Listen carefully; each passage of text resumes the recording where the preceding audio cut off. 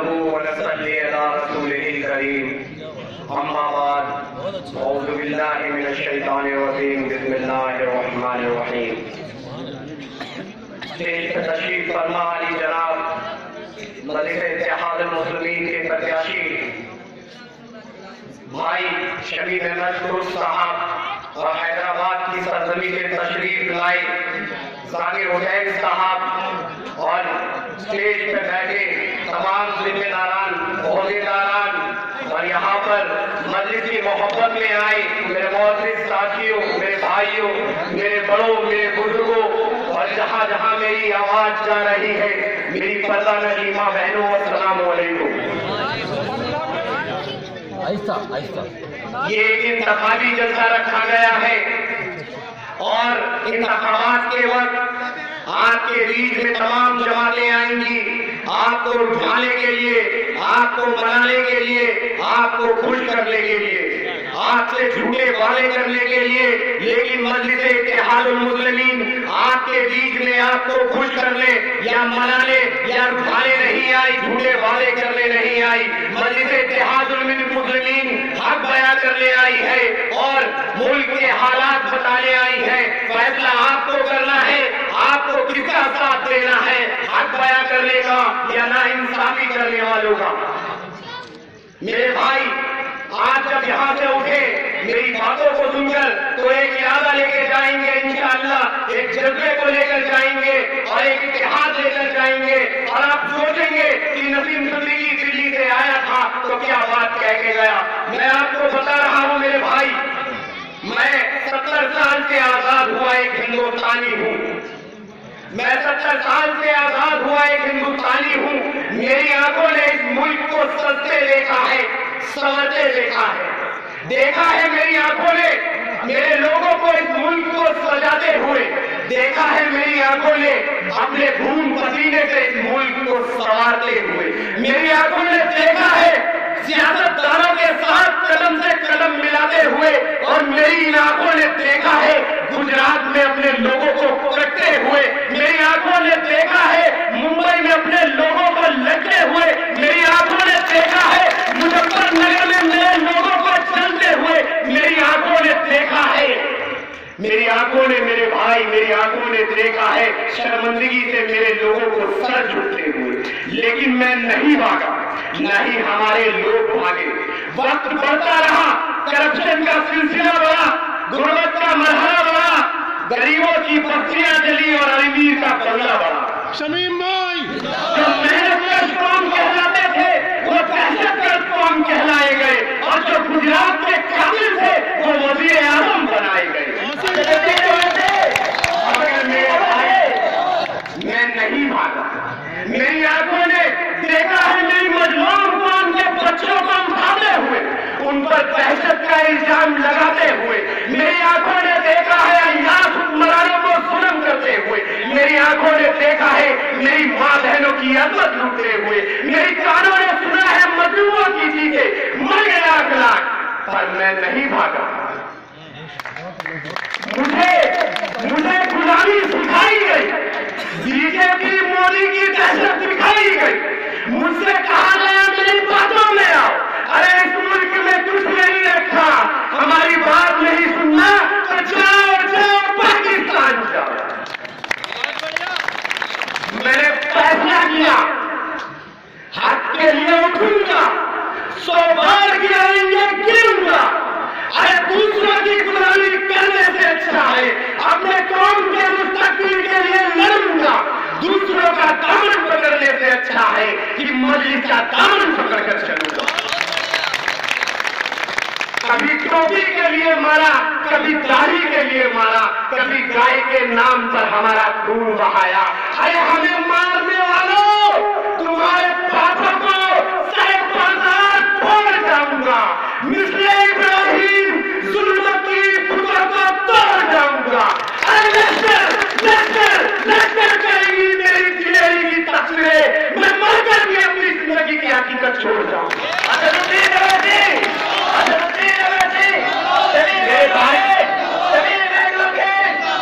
خدا کی قسم میں تم سے تمہاری تالیوں کی گڑگڑاہٹ سننے نہیں آیا، نہ ہی میں تمہیں اپنے تمہیں जज्बात दिखा रहा हूँ। मेरे भाई, मैं तुम्हारे बीच में तुम्हारा इत्तेहाद मांगने आया हूँ, तुम्हें मुनज़्ज़म करने आया हूँ, मुत्तहिद करने आया हूँ। जिस दिन तुम्हारे इत्तेहाद के साथ और तुम्हारे इरादे के साथ मस्जिद के नुमाइंदे शमीम मस्तूर साहब जलवाले असम्बली में जाएंगे और उन जालिम हुक्मरानों से सवाल करेंगे कि बताओ 70 साल में मेरी कौम के साथ क्या इंसाफ किया, तो देखना उन जालिम हुक्मरानों की उन जालिम हुक्मरानों की जुबान से आवाज न निकलेगी, क्योंकि मेरे भाई आज तक उन्होंने इंसाफ नहीं किया, सिर्फ नाइंसाफी की है हमारे साथ। मुल्क के हालात मुझे मायूस कर रहे हैं। मेरी जज्बों की उमंगें मेरे कौम के मुस्तकबिल के सोचने को मजबूर कर रही है। मेरे भाई, मैं खुद से सवाल करता हूँ, क्या मैं अपने कौम के मुस्तकबिल को बदल सकूंगा? क्या मैं अपने कौम के मुस्तकबिल को फिर से तामीर कर सकूंगा? तो ज़मीर के अदालत में खड़े आपके भाई नसीम सिद्दीकी को एक जवाब मिलता है।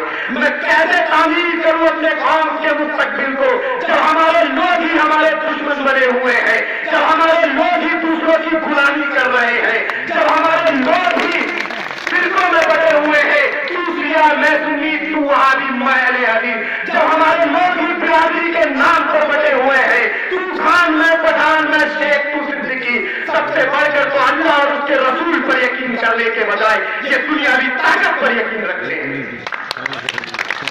तो बताओ मेरे भाई, कैसे हमारे कौम का मुस्तकबिल बदलेगा? लेकिन मेरे भाई, मायूसी के इस किरदार में तारा जगमगाता है।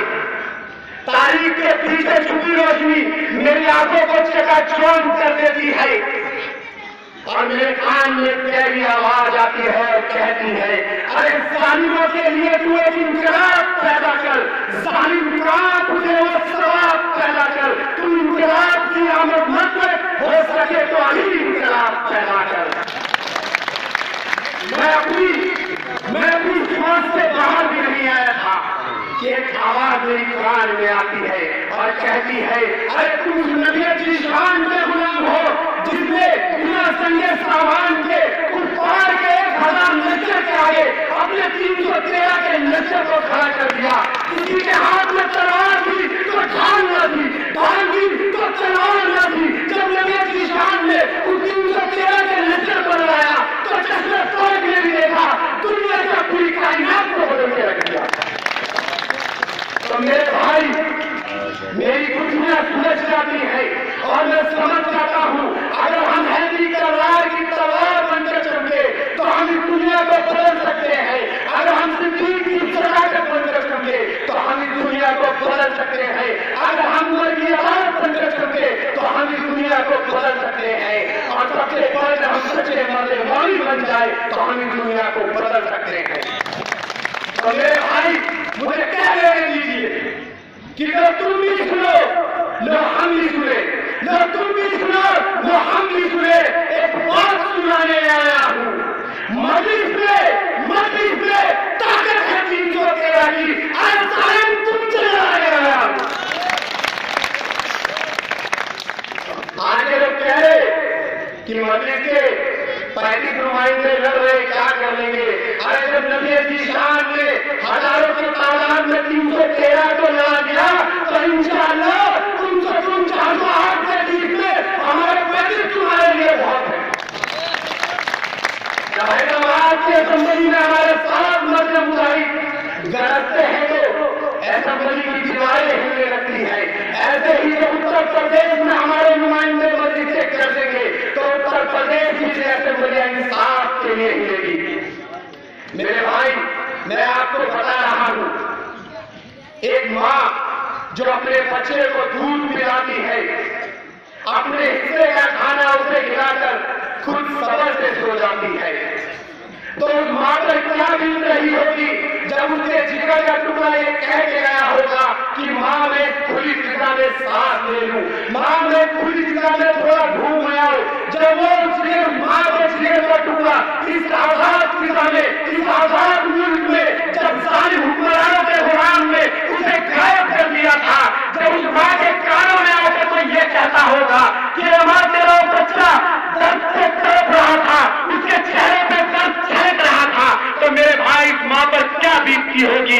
जब वो माँ इस बात को सुनती होगी तो उसका दूध कतरा कतरा खून बनकर टपकता होगा।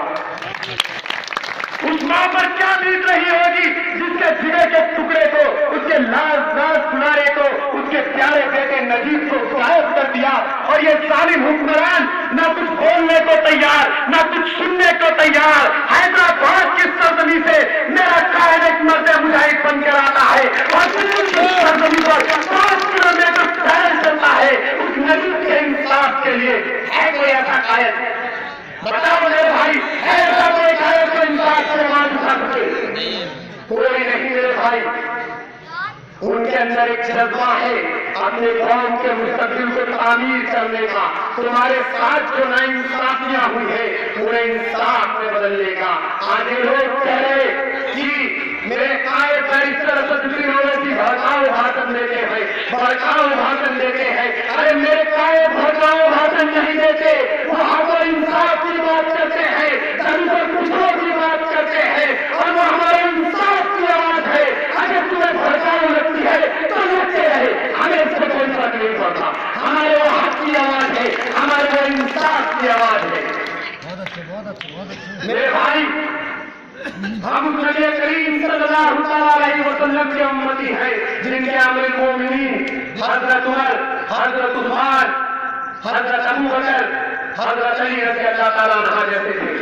हजरत उमर के दौर में सबसे ज्यादा फतवात हुई और इस्लाम की सरजमी बड़ी और आधी दुनिया मुसलमान हो गई। उस वक्त का सुपर पावर ईरान हुआ करता था और ईरान का काशिफ हजरत उमर को ढूंढते हुए मदीने पहुंचता है और वहां के लोगों से पूछता है कि तुम्हारे बादशाह का महल कौन सा है, तुम्हारे बादशाह का महल कौन सा है, तुम्हारे बादशाह कहाँ रहते हैं। वहां के लोग हंसने लगते हैं, कौन सा बादशाह, कैसा महल? अगर हजरत उमर को ढूंढना है तो मदीने की गलियों में ढूंढो, अगर वहां भी न मिले तो मस्जिद नबी चले जाना। काशी में ढूंढते ढूंढते मस्जिद नबी पहुंचता है और देखता है एक शख्स बेखबर कड़ी धूप में खजूर के छाए के तले बेखबर होकर सो रहा है, बिना किसी सिक्योरिटी के, बिना किसी बॉडी गार्ड के, बिना किसी फोर्स के। क्या मेरे भाई उस वक्त कुफार नहीं थे? क्या उस वक्त साजिशें नहीं थी? क्या उस वक्त हजरत उमर के दुश्मन नहीं थे? सब थे मेरे दोस्तों उस वक्त, लेकिन मदीने के रियासत में अमन था, मदीने की रियासत में साजिशें न थी, मदीने के लोगों का ज़मीर मुतमईन था। इसलिए हजरत उमर अल्लाह पे भरोसा कर बेखबर होकर बिना किसी सिक्योरिटी के सो रहे थे। ऐसे ही दौर में मेरा कायद अल्लाह पे भरोसा कर आप तमाम लोगों के बीच में गली गली पूछे पूछे आपको इंसाफ दिलाने आया है। मेरे भाई, आप उन्हें झुकाना चाहती है, उन्हें बता दो हमारे कायद को झुकाना कर रहे हैं, तुम्हारे डर नहीं।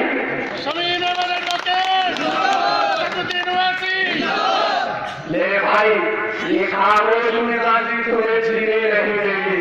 इस जमाने में जीना है तो कोहराम मचा दो और मेरी आवाज के साथ आवाज मिला दो और खुदा की कसम एक हाथ उठा दे, नारे तकबीर की सलाह उठा दो ताकि उत्तर प्रदेश में पता चल जाए कि मस्जिद के शेर आ गए उत्तर प्रदेश में। नारे तकबीर, नारे तकबीर,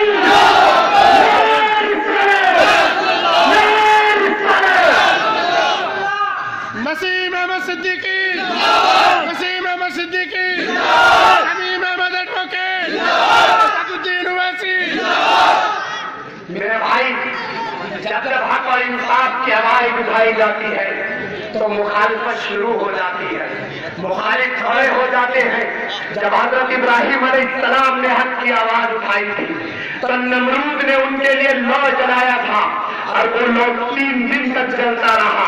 ये देखकर छोटी सी चिड़िया अपने चोंच में पानी भरकर लाती और उस लौ पर गिरा देती, तो ये देखकर तमाम चरे और मखलूक ने उस चिड़िया का मजाक उड़ाना शुरू कर दिया। ए चिड़िया, तुम नमरूद का लो बुझाओगी? तो चिड़िया कहती है मैं नमरूद का लो तो नहीं बुझा सकती, लेकिन जब मैं कयामत के मैदान में अपने रब के सामने खड़ी होंगी तो मैं ये कह सकूंगी कि मैंने ये नफरत की आग बुझाने की कोशिश करी थी। ऐसा ही दौर में जब मेरा कायदा को इंसाफ की आवाज उठा रहा है, मुखालफत शुरू हो गई है, मुखालिफ खड़े हो गए हैं, तरह तरह लड़ाई है, तुझे जितना न खुशी मिलेगी वो ही रह जाएगा। और मोदी जी चुका छुटाने या हराने के लिए नहीं आए, मोदी तुम्हारे हाथ को इंसाफ के लिए आई है। मेरे भाई आओ इस हाथ को इंसाफ की आवाज को बुलंद करते हैं, ताकि हम लोग अपने रब के सामने खड़े होकर ये कह सकेंगे कि हमने भी हक की आवाज उठाई थी।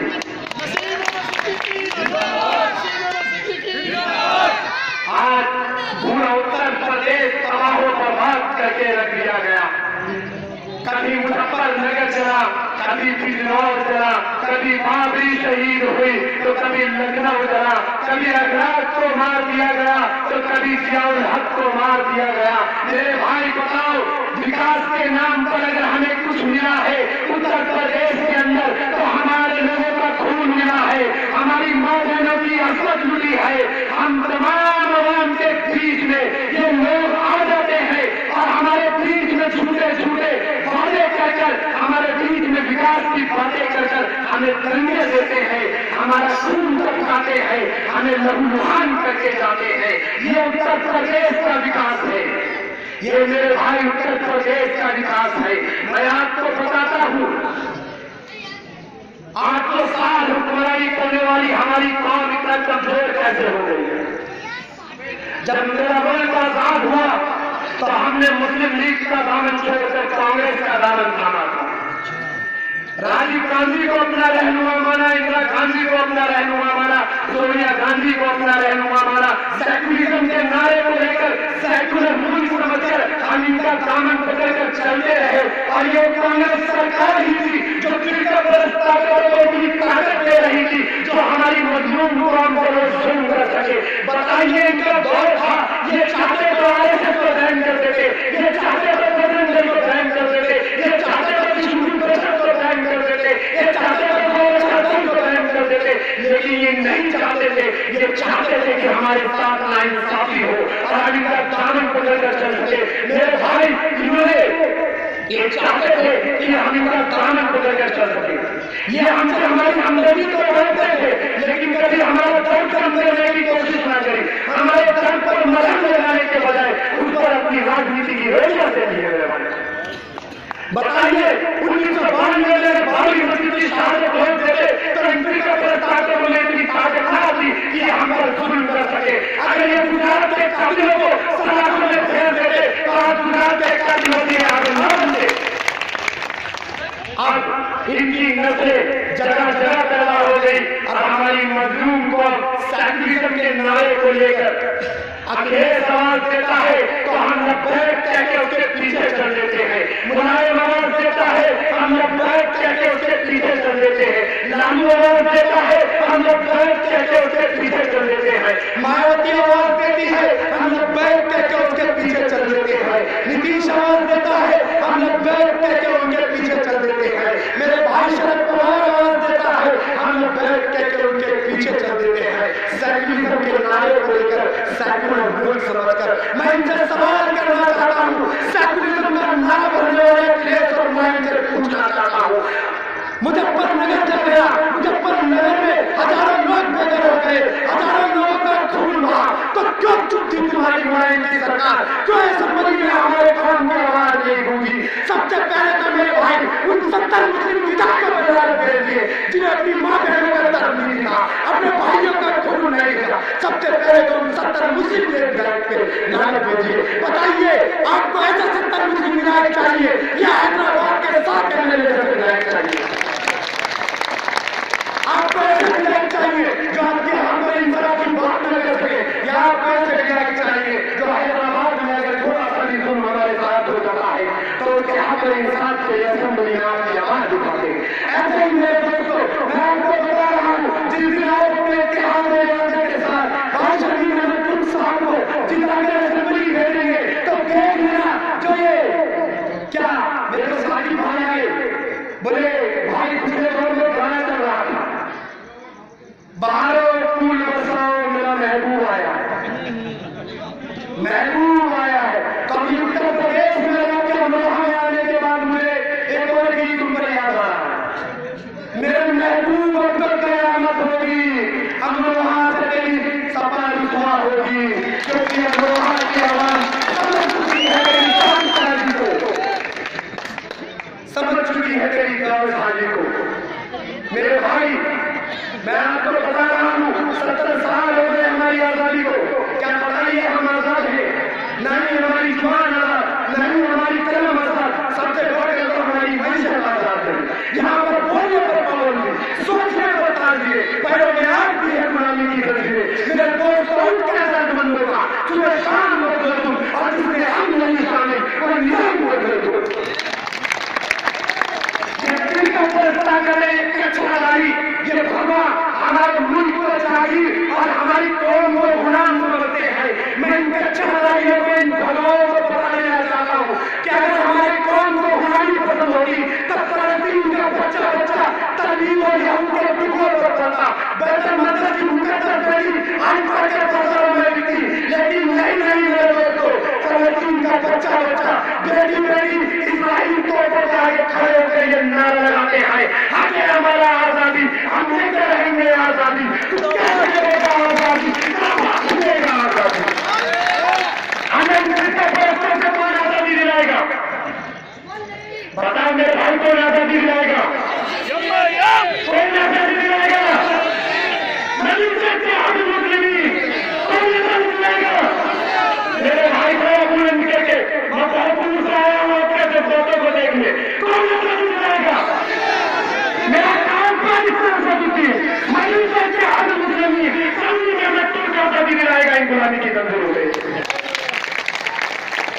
वसीम अहमद सिद्दीकी, शमीम अहमद तोर, सदुद्दीन ओवैसी, डॉक्टर शफीकुर रहमान पर। मेरे भाई, इरादा बनाइए, इत्तेहाद लाइए, जरूरत है मुल्क के और आपके बच्चों के मुस्तकबिल के लिए आपको जरूरत है इत्तेहाद लाने की। आज हमारे कौम के बच्चे एजुकेशन में इतना पीछे जा चुके हैं, उनके पास तालीम नहीं है।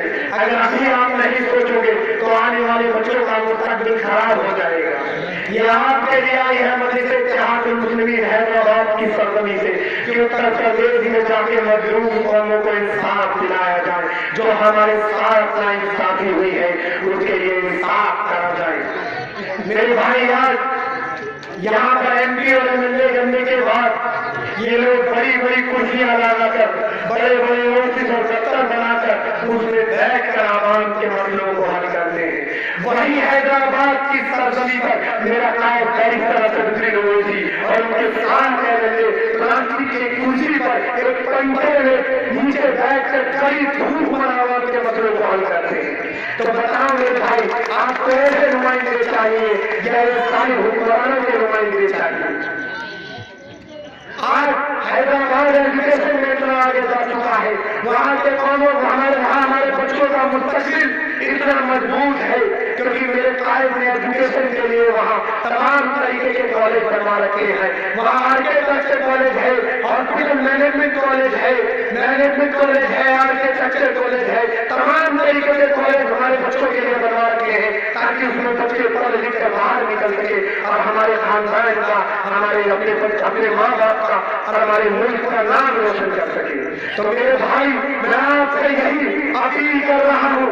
अभी और भी बहुत सारे प्रोग्राम हैं, इंशाअल्लाह मैं सभी भाई के साथ हूँ और मैं आप लोगों से ये इंतजार कर रहा हूँ आकर कि मेरे भाई इस कौम के मुस्तकबिल के लिए आप लोग इत्तेहाद दिलाइए। मैं दिल्ली से आकर झोली फैला रहा हूँ आपके सामने, खुदा के वास्ते मेरे भाई, खुदा के वास्ते उस माँ के लिए, उस बहन के लिए, उस बच्चे के लिए, हर एक इंसान के लिए जिसके साथ नाइंसाफी हुई है, उनके लिए खड़े हो जाइए। बात यही तक नहीं मेरे भाई है, मेरी माँ पहले भी सुन रही है, इस बात का दर्द इनसे ज्यादा कौन लगा सकता है? मेरी आंखें ढूंढने लगती है, मेरी आंखें ठहर जाती है गुजरात और मुजफ्फरनगर के जंगल पर। जरा सोचिए, जो मेरी माँ बहने खड़ी है, जहाँ मेरी आवाज चल रही होगी, उनको अपने लाल की कितनी चिंता सताती होगी। उस माँ का दर्द क्या होगा जब जिसके सामने उसके लाल का कत्ल कर दिया गया होगा, उसे लहूलुहान कर दिया गया होगा। उस बेटी का दर्द क्या होगा जिसके सामने उसके बाप का कत्ल कर दिया गया होगा। वो बेटी चीख चीख कर कह रही होगी, अब्बा तुम तो मेरी गोली उठाने वाले थे, मैं तुम्हारा जनाजा कैसे उठाऊं? मेरे भाई का दर्द क्या होगा जिसके सामने उसकी बहन की इज्जत और अजमत लूट ली गई होगी?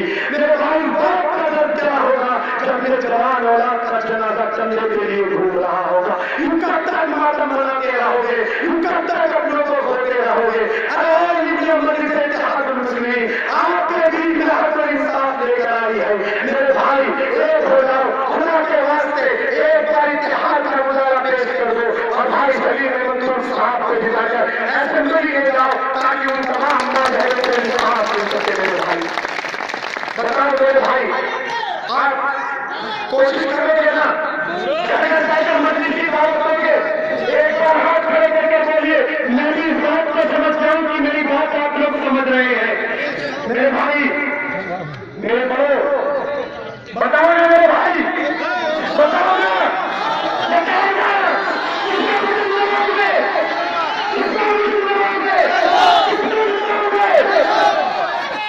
मेरे भाई मैं जाते जाते अपने ख्वाबों से अपनी बात खत्म करते हुए जाता हूँ। मेरे ख्वाबों को छीना है किसी ने, मेरे ख्वाबों को छीना है किसी ने, मैं सबकी खामोशी पर मुस्तहिल हूँ। मेरे लहजे में सच का बातपन है, मैं अपनी कौम की जिंदा नजर हूँ।